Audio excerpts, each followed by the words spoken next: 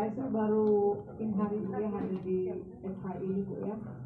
Kemarin saya kan ke rumah ibu, mungkin ada yang kenal sama ibu Sondang Panjaitan. Ada yang kenal nggak?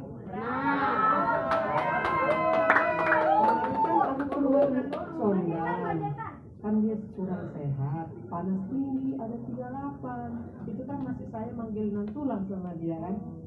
Terus saya tuh kemarin waktu mau ke rumahnya saya bilang, saya batuk apa? Batuk angin. Nggak berhenti saya bilang gitu. Kamu kesini dulu dah katanya. Udah sore sih jam 3:30 ya. Nggak bisa saya, takut kamu udah kamu panas, nanti saya keluar ke kamu gitu kan. Minta tolong peluk aku gitu kan.